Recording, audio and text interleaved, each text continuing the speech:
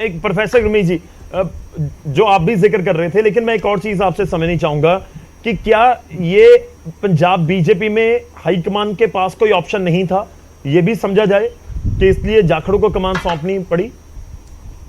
देखिए, पंजाब में भारतीय जनता पार्टी अपने दम पे कभी सत्ता में तो रही नहीं, तो उनका कोई मुख्यमंत्री तो रहा नहीं, कभी भी मंत्री जरूर रहे अकाली दल के साथ जी। तो जाहिर सी बात है कि वो स्ट्रेचर पंजाब बीजेपी में जो नेता थे, कुछ लोग केंद्र में मंत्री भी हैं, पहले भी रहे, अभी भी हैं, लेकिन वो उस तरह का स्ट्रेचर नहीं बन पाया, और हमेशा एक सेकंड पार्टनर रहे अकाली दल के बाद। और उसके बाद पिछले चुनाव में भी आप देखते हो कि ऐसी सफलता मिली नहीं। इवन कि जब मोदी जी की लहर चल रही थी तब भी आपको याद होगा कि अरुण जेटली भी अमृतसर से चुनाव हार गए थे 2014 और कैप्टन अमरिंदर सिंह तो, और हालांकि बाद में वो वित्त मंत्री बने वहां पर, लेकिन चुनाव वो हार गए। तो पंजाब में भारतीय जनता पार्टी उस समय भी कामयाब नहीं हो पाई, जबकि वो अन्य कई प्रदेशों में, इवन की नॉर्थ ईस्ट में, इवन की कुछ साउथ की स्टेट्स में, एक दो को छोड़ के उन्होंने सफलता प्राप्त की। क्यों नहीं की? क्योंकि बहुत सारे लोगों को लगा कि वो कभी फ्रंट पे आए ही नहीं। पिछली चुनाव में भी, जो विधानसभा चुनाव हुआ था, उसमें भी अगर आप देखोगे तो अमरिंदर सिंह तो अलग हो चुके थे, उनका टाई अप भी हो चुका था, हालांकि एक अलग पार्टी थी, लेकिन उनका जो परफॉर्मेंस था वो बहुत ही डिसमल था, बहुत ही, जिसे कहते हैं, जमानत तक नहीं बच रही थी जी, कोई सीट भी नहीं आई उनकी पार्टी। तो अब इसी तरह सुनील जाखड़ जो है, जाहिर सी बात है कि वो मुख्यमंत्री, ऐसा चर्चा थी कि बनते बनते रह गए, उनके पक्ष में लोग थे, और अंबिका सोनी ने कह दिया कि हिंदू सिख चेहरा ही होना चाहिए, और ये सारी बातें हैं। लेकिन पंजाब में ये तो पूछने की बात ही नहीं। अगर पंजाब बीजेपी के पास कोई स्टॉलवर्ट ऐसा नेता होता तो जाहिर सी बात है कि उन्हें बाहर से इतने सारे लोगों को लाने की तो जरूरत नहीं थी, तो वो लाए हैं। कई और स्टेट्स में भी ऐसा किया है उन्होंने। ठीक है, हाँ, बिल्कुल आज जो अनाउंस भी किए गए हैं उनमें भी कुछ थोड़े सरप्राइजिंग नाम तो जरूर थे, अलग अलग जो स्टेट्स के किए गए, इनफैक्ट तेलंगाना का भी। मैं एक और चीज छोटी सी जानना चाहता हूं, मैं पीर मोहम्मद जी का रुख करूंगा। प्रोफेसर गुरमीत, आप अकाली दल के अलायंस को लेकर बहुत सारी चर्चाएं हैं, अब वो चर्चा अलायंस दोबारा हो पाता है या नहीं हो पाता एक अलग इशू है, लेकिन क्या जाखड़ को कमान सौंपना उस अलायंस को लेकर किसी रणनीति का कोई हिस्सा नजर आता है आपको? नहीं, देखिए, पहली बात तो जो अकाली दल के प्रवक्ता थे, हालांकि अच्छी बात है, आदमी को संभल के ही बात करनी चाहिए, लेकिन उन्होंने बड़ा, आमतौर पर प्रवक्ता बोल देते हैं कि नहीं नहीं जी कोई ऐसी बात नहीं है, लेकिन उन्होंने डिनाई नहीं किया अभी वो ये। दूसरी बात, अगर हम बीजेपी के एंगल से देखें तो जाहिर सी बात है कि क्योंकि जब सीटों का तालमेल होगा तो इतने बड़े बड़े नेता सो कॉल्ड, जिनका नाम बड़ा बड़ा है, वैसे तो देखिए चुनाव में जो जीता वही बड़ा होता है, ये सब तो हार गए, अमरिंदर सिंह खुद हार गए, लेकिन फिर भी नो डाउट इतने साल मुख्यमंत्री रहे। जाखड़ साहब, आपको पता है, गुरदासपुर से एमपी भी रहे जी, वहां तो सारे स्टार एमपी थे, उनसे पहले विनोद खन्ना थे, बाद में सनी देओल थे, बीच में जाखड़ साहब थे। तो वो पंजाब में बीजेपी अगर अब अकाली दल से अलायंस करेगी भी तो वो पहले वाला तो रहेगा नहीं सीटों का तालमेल, बिल्कुल, तो उसमें अब तो वो बराबरी का या इवन ज्यादा हक मांग सकते हैं। तो मुझे, अगर आप मेरे से पूछेंगे तो मुझे लगता है कि पंजाब में जाखड़ साहब को लाने का मकसद ये है कि बीजेपी अभी पहले ये एक्सप्लोर करना चाहती है या देखना चाहती है कि कितना उसे रिस्पॉन्स मिलता है। हर रोज राजनीति में आकलन होते हैं, और बीजेपी तो अब बहुत तेज है इसमें, पता नहीं कितनी एजेंसियां लगी रहती हैं, बीजेपी के अपने नेताओं को नहीं पता होता कि कौन सी एजेंसी उनके आकलन कर रही है कई बार। तो इतनी इंडिपेंडेंट चैनल है, उनसे वो देखेंगे, जैसे कहते हैं ना, टेस्टिंग द वाटर, वो देखेंगे, लोकसभा में देखेंगे, उसके बाद वो आगे फैसला करेंगे कि उनके अकेले की बस की बात है या नहीं है। जाहिर सी बात है, अगर उन्हें ये लगेगा कि नहीं है, हमें लोकसभा चुनाव, पहली प्रायोरिटी तो 2024 है कि मोदी जी की हैट्रिक हो पाए, सबका टारगेट भारतीय जनता पार्टी या उनके शुभचिंतकों का वही है। तो अब 2024 में बहुत सारी चीजें अभी डिपेंड कर, अभी तो और नेता आप जानते हैं, अश्विनी कुमार तो आ ही चुके हैं शायद, और मनीष तिवारी की भी बीच बीच में चर्चा चलती रहती है। तो अब लोकसभा चुनाव में कितने लोग ऐसे होंगे जो लड़ेंगे, ये सारी चीजें पे डिपेंड करेगा। अगर भारतीय जनता पार्टी को ये लगता है, सीधी सी बात है, कि हमें सारी सीटों पे लड़के फायदा है, तो वो अकाली दल से समझौता नहीं करेंगे। उनको कोई ये नहीं है कि जी बादल साहब से बहुत प्रेम है या सम्मान है, ऐसे तो राजनीति चलती नहीं, वो अपनी जगह है। बादल साहब के उसमें सब लोग आए थे, आप जानते हैं, शीर्ष के नेता मोदी भी आए थे, वो अपनी जगह है। राजनीति में भारतीय जनता पार्टी अपना तोलेगी। आजकल तो जैसे मैंने बताया, एजेंसीज हैं, वो बताएंगी कि हाँ इसमें फायदा है। अगर उन्हें लगेगा कि हम अकेले लड़के कुछ कमाल कर सकते हैं और जाखड़ जी का कोई माहौल बनाने में अगले एक आध महीने में वो कामयाब हो पाते हैं, क्योंकि लगभग 10 महीने रह गए, तो फिर वो अलायंस नहीं होगा। और अगर उन्हें लगेगा कि ऐसा नहीं हो सकता तो फिर हो सकता है, लेकिन मुझे लगता है बीजेपी की पहली कोशिश यही है कि वो सभी हाँ। सीटों पे अपना assessment बिल्कुल, करना मतलब चाहिए। 24 पर पूरा फोकस होगा इस समय कि 24 को किस तरह से हैंडल करना है या 24 में किस तरह से जीतना, उसके ऊपर फोकस होगा। पीर मोहम्मद साहब, ਤੁਸੀਂ ਡਿਨਾਈ ਨਹੀਂ ਕਰ ਰਹੇ, ਦੇਖੋ ਗੱਲ ਦਰਸ਼ਕਾਂ ਨੇ ਵੀ ਬੜੀ ਹੋਏਗੀ ਇਹੀ ਜਿਹੜੀ ਅਲਾਈਅੰਸ ਨੂੰ ਲੈ ਕੇ ਮੈਂ ਵਾਰ-ਵਾਰ ਸਵਾਲ ਕਰ ਰਿਹਾ ਸੀ, ਤੁਸੀਂ ਅਲੱਗ-ਅਲੱਗ ਮੁੱਦਿਆਂ ਦਾ ਜ਼ਿਕਰ ਕਰ ਰਹੇ ਹੋ। ਦੇਖੋ ਗੱਲ ਇਹ ਹੈ ਸ਼ੁਕਲਾ ਸਾਹਿਬ, ਮੇਨ ਗੱਲ ਨਾ ਤੁਸੀਂ ਦੇਖੋ ਪਾਰਟੀ ਦੀ ਜਿਹੜੀ ਆਈਡੀਓਲੋਜੀ ਹੈ ਉਹ ਕੀ ਕਹਿੰਦੀ ਹੈ, ਉਹਦੇ ਵਿੱਚ ਸਾਡੇ ਕੋਲ ਜੀ। ਜਿੱਥੇ ਵੋਟਰ ਆਮ ਪਾਰਟੀਆਂ ਵੋਟਰ ਵੱਲ ਦੇਖਦੀਆਂ, ਅਸੀਂ ਨਾਲ ਆਪਣੀ ਕੌਮ ਨੂੰ ਵੀ ਦੇਖ ਰਹੇ ਹਾਂ।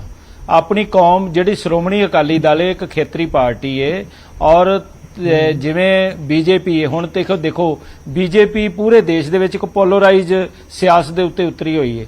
ਉਹਨੂੰ ਬਹੁਤ ਸਾਰੇ ਜਿਹੜੇ ਵੋਟਰ ਹੈ ਉਹ ਆਪਣੇ ਉਹ ਦਿਸਦੇ ਆ। ਸਾਡੀ ਪੰਜਾਬ ਦੀ ਧਰਤੀ ਦੇ ਉੱਤੇ ਜਿੱਥੇ ਅਸੀਂ ਸਾਰੇ ਧਰਮਾਂ ਦਾ ਸਤਿਕਾਰ ਕਰਦੇ ਆ, ਉੱਥੇ ਸਾਡੀ ਆਪਣੀ ਸਿੱਖ ਕੌਮ ਹੈ। ਸਿੱਖ ਕੌਮ ਦੇ ਜਜ਼ਬਾਤਾਂ ਨੂੰ ਸਾਹਮਣੇ ਰੱਖ ਕੇ ਦੇਖੋ ਸਮਝੌਤਾ ਤਾਂ ਪਹਿਲਾਂ ਰਿਹਾ ਬੀਜੇਪੀ ਨਾਲ, ਉਹ ਕੋਈ ਵੱਖਰੀ ਗੱਲ ਨਹੀਂ ਕਿ ਆਉਣ ਵਾਲੇ ਸਮੇਂ ਦੇ ਵਿੱਚ ਲੀਡਰਸ਼ਿਪ ਕੀ ਕਰਦੀ ਹੈ। ਇਹ ਫੈਸਲਾ ਜਿਹੜਾ ਹੈ ਜਿਹੜੀ ਆਪਣੇ ਲੀਡਰਸ਼ਿਪ ਦੇ ਸਾਡੀ ਦੇ ਪ੍ਰਧਾਨ ਨੇ ਸਰਦਾਰ ਸੁਖਬੀਰ ਸਿੰਘ ਬਾਦਲ, ਉਹਨਾਂ ਨੇ ਸਾਰੀ ਸੀਨੀਅਰ ਲੀਡਰਸ਼ਿਪ ਨਾਲ ਵਿਚਾਰ ਵਟਾਂਦਰੇ ਕਰਨ ਤੋਂ ਬਾਅਦ ਮੈਂ ਰੈਪੂਟੇਸ਼ਨ ਕਰਦਿਆਂ ਦੁਬਾਰਾ ਕਹਿ ਦਿਆਂ, ਪਰ ਮੈਂ ਇਹ ਗੱਲ ਕਹਿਣੀ ਚਾਹਣਾ ਕਿ ਜੋ ਪਿਛਲੇ ਸਮੇਂ ਦੇ ਵਿੱਚ ਕਾਂਗਰਸ ਨੇ ਕੀਤਾ ਸਾਡੇ ਨਾਲ, ਜੋ ਹੁਣ ਜੇ ਅਸੀਂ ਜਿਸ ਨੂੰ ਆਪਣਾ ਕਿਹਾ, ਉਹ ਆਪਣੇ ਜਿਹੜੇ ਆ ਉਹ ਕੁਝ ਆਪਣਾ ਦਿਖਾਉਣ ਤਾਂ ਸਹੀ ਕਿ ਅਸੀਂ ਉਹਨਾਂ ਨੇ ਪੰਜਾਬ ਦੇ ਵੇਖੋ ਇਹਨਾਂ ਦੀ ਲੀਡਰਸ਼ਿਪ ਦੇ ਕਈ ਬੰਦੇ ਇਹੋ ਜਿਹੇ ਹੌਲੇ ਬਿਆਨ ਦੇ ਜਾਂਦੇ ਆ। ਅਸੀਂ ਕਿਸੇ ਨੇ ਕੋਈ ਸਮਝੌਤੇ ਦੀ ਗੱਲ ਹੀ ਨਹੀਂ ਕੀਤੀ, ਉਹ ਆਣ ਕੇ ਕਹਿਣਗੇ ਜੀ ਅਸੀਂ ਇਹਨਾਂ ਨਾਲ ਕੋਈ ਸਮਝੌਤਾ ਨਹੀਂ ਕਰਾਂਗੇ। ਭਾਈ ਤੁਹਾਡੇ ਕੋਲ ਕੋਈ ਜਾ ਕੇ ਚੱਲ ਕੇ ਗਿਆ ਕਿ ਜਿਸ ਨੇ ਮਿਹਨਤ ਕੀਤੀ ਹੋਵੇ ਕਿ ਤੁਸੀਂ ਸਾਡੇ ਨਾਲ ਸਮਝੌਤਾ ਕਰੋ। ਸਮਝੌਤੇ ਦੀਆਂ ਕਿਆਸ ਰਾਈਆਂ ਜਿਹੜੀਆਂ ਨੇ ਉਹ ਟੀਵੀ ਚੈਨਲਾਂ ਦੇ ਉੱਤੇ, ਪ੍ਰਿੰਟ ਮੀਡੀਆ ਦੇ ਵਿੱਚ, ਸੋਸ਼ਲ ਮੀਡੀਆ ਦੇ ਉੱਤੇ ਚੱਲਦੀਆਂ ਰਹਿੰਦੀਆਂ। ਪਹਿਲਾਂ ਤਾਂ ਸਾਡੇ ਜਿਹੜੇ ਕਰੰਟ ਇਸ਼ੂ ਨੇ ਕੌਮ ਦੇ, ਸਾਡਾ ਪੰਜਾਬ ਦਾ ਪਾਣੀ ਲੁੱਟਿਆ ਗਿਆ, ਸਾਡਾ ਇੱਥੇ ਐਮਐਸਪੀ ਦੀ ਗੱਲ ਹੋਈ, ਕਿਸਾਨਾਂ ਨੇ ਐਡਾ ਵੱਡਾ ਸੰਘਰਸ਼ ਲੜਿਆ, 700-800 ਕਿਸਾਨ ਜਿਹੜਾ ਸ਼ਹੀਦ ਹੋ ਗਿਆ। ਔਰ ਤੁਸੀਂ ਦੇਖੋ ਇੱਥੇ ਕਈ ਮਸਲੇ ਨੇ ਜਿਹੜੇ ਪੰਜਾਬ ਦੇ ਜੋ ਸ਼੍ਰੋਮਣੀ ਅਕਾਲੀ ਦਲ ਜਿਹਦੇ ਲਈ ਸੰਘਰਸ਼ ਕਰਦਾ ਰਿਹਾ, ਉਹਦੇ ਪ੍ਰਤੀ ਸੁਹਿਰਦਤਾ ਤਾਂ ਦਿਖਾਉਣੀ ਪਏਗੀ। ਹੁਣ ਕੀ ਮਜਬੂਰੀ ਹੈ ਮੌਜੂਦਾ ਕੇਂਦਰ ਸਰਕਾਰ ਦੀ, ਜਿਹੜੇ ਸਾਡੇ ਬੰਦੀ ਸਿੰਘ ਨੇ ਜਿਨ੍ਹਾਂ ਨੇ ਜੇਲਾਂ ਜਿਹੜਾ ਕਾਨੂੰਨ ਅਨੁਸਾਰ ਜਿਹੜੀਆਂ ਸਜ਼ਾਵਾਂ ਦਿੱਤੀਆਂ ਗਈਆਂ ਸੀ ਉਹ ਆਪਣੀਆਂ ਪੂਰੀਆਂ ਕਰ ਚੁੱਕੇ ਨੇ। ਤੁਸੀਂ ਦੇਖੋ ਦੇਸ਼ ਦੀ ਜੇਲ੍ਹ ਦੇ ਵਿੱਚ ਕੋਈ ਇੱਕ ਵੀ ਕੈਦੀ ਦਿਖਾ ਦਿਓ। ਚਾਹ ਰਹੇ ਹੋ ਕਿ ਜਿਹੜੇ ਇਹ ਮੁੱਦੇ ਨੇ ਬੰਦੀ ਸਿੰਘਾਂ ਵਾਲੇ ਜਾਂ ਫਿਰ ਯੂਸੀਸੀ ਦਾ ਵੀ ਤੁਸੀਂ ਜ਼ਿਕਰ ਕਰ ਦਿੱਤਾ ਕਿ ਇਹਨਾਂ ਦੇ ਉੱਤੇ ਜਦੋਂ ਤੱਕ ਇੱਕ ਰਾਈ ਨਹੀਂ ਬਣਦੀ ਉਸ ਵੇਲੇ ਤੱਕ ਅਲਾਈਅੰਸ ਪੋਸੀਬਲ ਨਹੀਂ ਹੈਗਾ। ਤੁਸੀਂ ਦੇਖੋ ਢੀਂਡਸਾ ਸਾਹਿਬ ਨੇ ਬੜੇ ਸਾਡੇ ਸਤਿਕਾਰਯੋਗ ਨੇ ਜੀ, ਉਹਨਾਂ ਨੂੰ ਪੁੱਛ ਲਿਓ, ਉਹਨਾਂ ਨਾਲ ਇੰਟਰਵਿਊ ਕਰ ਲਿਓ। ਮੈਂ ਜਦੋਂ ਦਿੱਲੀ ਜਾ ਰਹੇ ਸੀ ਸ੍ਰੀ ਅਮਿਤ ਸ਼ਾਹ ਜੀ ਕੋਲੋਂ ਤੇ ਮੈਂ ਢੀਂਡਸਾ ਸਾਹਿਬ ਨਾਲ ਗੱਲ ਕੀਤੀ।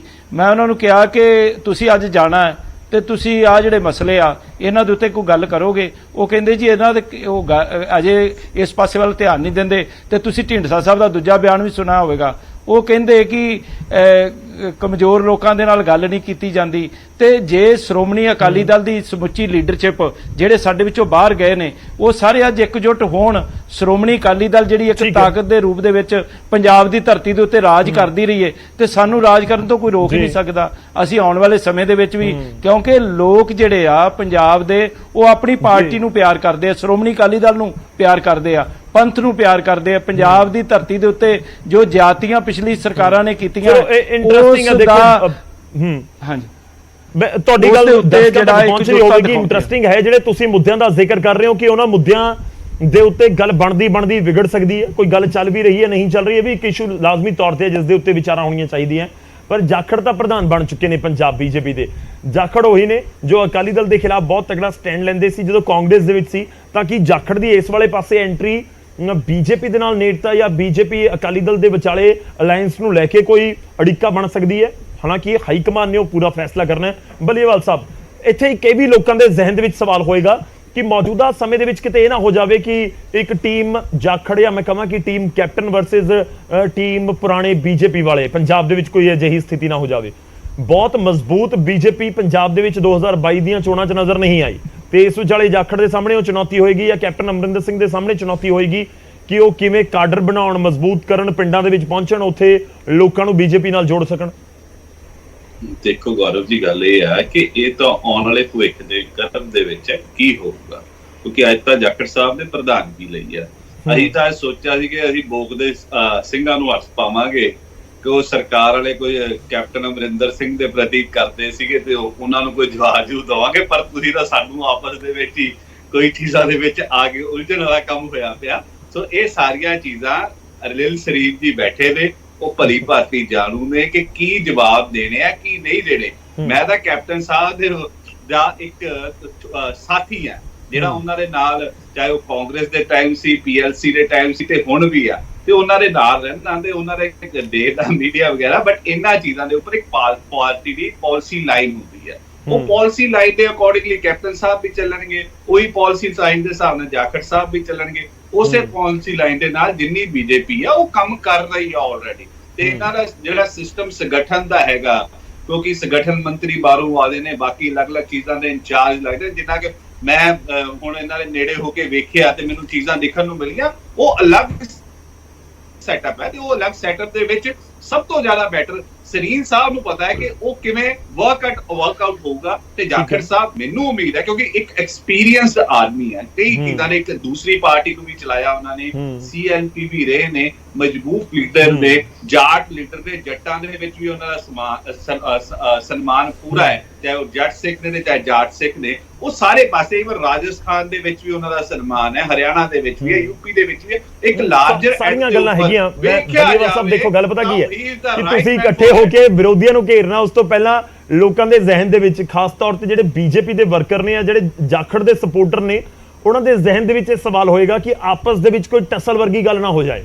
ਇਸ ਕਰਕੇ ਸਵਾਲ ਪੁੱਛਣੇ ਲਾਜ਼ਮੀ ਨੇ। ਇਸ ਕਰਕੇ ਅਸੀਂ ਅੱਜ ਤੁਹਾਨੂੰ ਸੱਦਿਆ ਵੀ ਤੇ ਮੈਂ ਸਵਾਲ ਕਰ ਵੀ ਰਿਹਾ ਕਿ ਕੋਈ ਗੱਲ ਨਹੀਂ, ਜਦੋਂ ਹੁਣ ਜਿਸ ਦਿਨ ਕਾਂਗਰਸ ਤੇ ਆਮ ਆਦਮੀ ਪਾਰਟੀ ਵੀ ਨਾਲ ਬੈਠੇ ਹੋਣਗੇ, ਉਸ ਤਰੀਕੇ ਦੇ ਸਵਾਲ ਵੀ ਹੋਣਗੇ।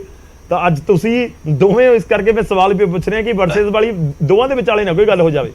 ਮੈਂ ਕਿਹਾ ਵਰਸਸ ਵਾਲੀ, ਮੈਂ ਤਾਂ ਕਹੀ ਜਾਂਦਾ ਕਿ ਸਾਡੇ ਵੱਡੇ ਭਰਾ ਨੇ। ਵਰਸਸ ਵਾਲੀ ਗੱਲ ਤਾਂ ਹੋਵੇ ਜਿਸ ਚੀਜ਼ ਤੇ ਉਹ ਕੁਰਸੀ ਤੇ ਬੈਠੇ ਨੇ, ਮੌਜੂਦਾ ਚੀਫ ਸਪੋਕਸਪਰਸਨ ਆਫ BJP ਨੇ ਉਹ, ਤੇ ਉਸ ਚੀਜ਼ ਦਾ ਜਵਾਬ ਉਹੀ ਦੇ ਸਕਦੇ ਆ। ਮੈਂ ਉਧਰੋਂ ਦਾ ਜਵਾਬ ਲਵਾਂਗਾ, ਉਹਨਾਂ ਤੋਂ ਮੈਂ ਜਵਾਬ ਲੈਣ ਦੀ ਕੋਸ਼ਿਸ਼ ਕਰ ਰਿਹਾ ਬਾਰ-ਬਾਰ। ਕਰਕੇ ਅਗਰ ਤੁਸੀਂ ਉਹ ਕਹੋ ਕਿ ਇੱਕ ਪਿਕਚਰਾਈਜੇਸ਼ਨ ਵੈਸੀ ਹੋ ਜੇ, ਤੇ ਅੱਜ ਪਹਿਲਾ ਦਿਨ ਜਾਖੜ ਸਾਹਿਬ ਦਾ ਤੇ ਅਸੀਂ ਆਪਸ ਵਿੱਚ ਦੋਵੇਂ ਭਰਾਵਾਂ ਦੇ ਸਿੰਘ ਫਸਾਉਣ ਲੱਗੇ ਹੋਇਆ। ਅਸੀਂ ਬਹੁਤ ਚੰਗੇ ਭਰਾ। ਨਾ, ਮੈਂ ਸਿੰਘ ਨਹੀਂ ਫਸਾ ਰਿਹਾ।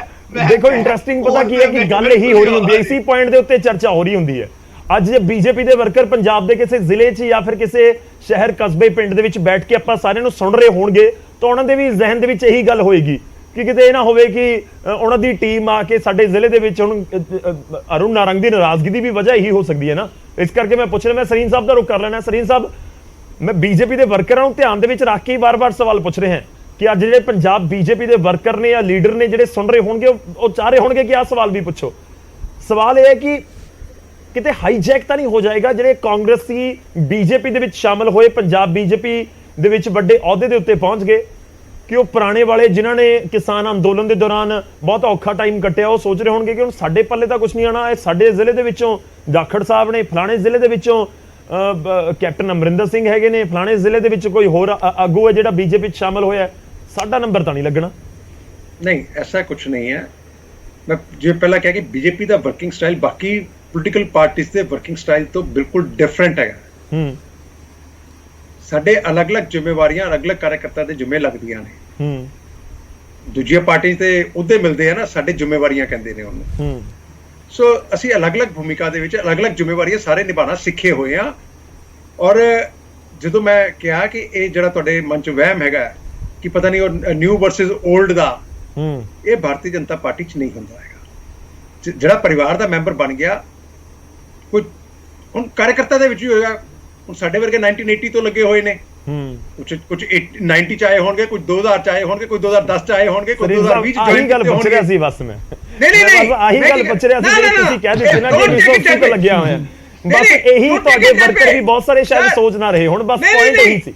ਨਾ ਗੌਰਵ, ਇੱਕ ਗੱਲ ਸਮਝ, don't take it other way. ਮੈਂ ਕੀ ਕਹਿ ਰਿਹਾ, ਅਸੀਂ ਸਾਰੇ ਹੁਣ ਜੇ ਅਸੀਂ ਕਹੀਏ ਕਿ I am bit older than the others, ਤੇ ਮੇਰੇ ਉਹਨਾਂ 'ਚ ਕੋਈ ਫਰਕ ਆ ਗਿਆ, ਐਸਾ ਬਿਲਕੁਲ ਨਹੀਂ ਹੈਗਾ। ਅਸੀਂ ਸਾਰੇ ਮੂਲ ਰੂਪ ਦੇ ਵਿੱਚ ਇੱਕ ਕਾਰਜਕਰਤਾ ਦੇ ਨਾਤੇ ਜ਼ਿੰਮੇਵਾਰੀਆਂ ਨਿਭਾਉਂਦੇ ਆ। Don't take it other way ਕਿ ਮੈਂ ਜੇ ਆਪਣਾ ਕਹਤਾ ਕਿ ਮੈਂ 1980 ਤੋਂ ਲੱਗਿਆ ਤੇ ਤੁਹਾਨੂੰ ਤੁਸੀਂ ਦੂਜੇ ਪਾਸੇ ਲੈ ਜਾਓ, don't take it that way. ਮੇਰਾ ਸਿਰਫ ਇਹ ਕਹਿਣਾ ਹੈਗਾ ਕਿ ਜਦੋਂ ਪਾਰਟੀ ਦਾ ਕਾਰਜਕਰਤਾ ਬਣ ਗਿਆ, ਉਹ ਕਿੰਨੇ ਚਿਰ ਤੋਂ ਲੱਗਿਆ ਹੋਇਆ, ਕਿੰਨੇ ਚਿਰ ਤੋਂ ਨਹੀਂ ਲੱਗਿਆ ਹੋਇਆ, ਇਹ ਇਮੈਟੀਰੀਅਲ ਹੈ। ਠੀਕ ਹੈ, ਉਹ ਕੰਮ ਕਿਸ ਤਰ੍ਹਾਂ ਕਰਦਾ ਹੈ, ਉਹਦੀ ਯੋਗਤਾ ਕੀ ਹੈ, ਔਰ ਜਿਹੜਾ ਸੁਭਾਵਿਕ ਹੈ ਕਿ ਜਿਹੜਾ ਅੱਛੇ ਤਰੀਕੇ ਨਾਲ ਆਪਣੀ ਜ਼ਿੰਮੇਵਾਰੀ ਨਿਭਾਏਗਾ, ਉਹਨੂੰ ਅੱਗੇ ਨਿਕਲੇਗਾ। ਇਹ ਚੀਜ਼ ਤੇ ਇੱਕ ਸੰਗਠਨ ਦਾ ਨਿਯਮ ਹੈਗਾ। ਚਲੋ ਮੇਰੇ ਕੋਲ ਸਮਾਂ ਖਤਮ ਹੋ ਚੱਲਿਆ, ਮੈਂ ਕਨਕਲੂਡ ਕਰਨਾ ਹੈ। ਠੀਕ, ਤੁਸੀਂ ਕਹੋ ਜੀ। ਕਿਸੇ ਵੀ ਤਰ੍ਹਾਂ ਦਾ ਨਵੇਂ ਪੁਰਾਣੇ ਦਾ ਕੋਈ ਇਸ਼ੂ ਨਹੀਂਗਾ। ਸਾਰੇ ਭਾਰਤੀ ਜਨਤਾ ਪਾਰਟੀ ਦੇ ਕਾਰਜਕਰਤਾ ਦੇ ਰੂਪ ਦੇ ਵਿੱਚ ਚਲੋ ਸਰੀਨ ਸਾਹਿਬ ਮੈਂ ਦੇਖੋ ਤੁਸੀਂ ਆਪਣੇ ਜਿਹੜੇ ਵਰਕਰ ਨੇ ਨਾ ਉਹਨਾਂ ਨੂੰ ਇੱਕ ਕਲੀਅਰ ਪਿਕਚਰ ਦੱਸ ਦਿਓ। ਤੁਸੀਂ ਚੀਫ ਸਪੋਕਸਪਰਸਨ ਹੋ ਬੀਜੇਪੀ ਦੇ, ਪੰਜਾਬ ਬੀਜੇਪੀ ਦੇ ਬਹੁਤ ਸਾਰੇ ਵਰਕਰ ਤੁਹਾਨੂੰ ਸੁਣ ਰਹੇ ਹੋਣਗੇ, ਉਹਨਾਂ ਨੂੰ ਕੀ ਕਹਿਣਾ ਚਾਹੋਗੇ? ਜੇਕਰ ਕੋਈ ਨਿਰਾਸ਼ ਹੈ, ਜੇਕਰ ਕਿਸੇ ਦੇ ਕੋਈ ਦਿਲ ਦੇ ਵਿੱਚ ਗੱਲ ਆ ਰਹੀ ਹੈ ਤਾਂ ਸਰੀਨ ਸਾਹਿਬ ਤੋਂ ਜਾਣਨਾ ਚਾਹੁੰਦੇ ਨੇ ਕਿ ਉਹ ਕੀ ਸੋਚਣ ਕੀ ਸਮਝਣ। ਗੌਰਵ ਜੀ, ਪਹਿਲੀ ਗੱਲ ਮੈਂ ਬਿਲਕੁਲ ਕਲੀਅਰ ਕਰ ਦਿਆਂ, ਕਿਸੇ ਤਰ੍ਹਾਂ ਦੀ ਨਿਰਾਸ਼ਾ ਜਾਂ ਚਿੰਤਾ ਜਾਂ ਪ੍ਰਸ਼ਨ ਜਿਹੜਾ ਹੈਗਾ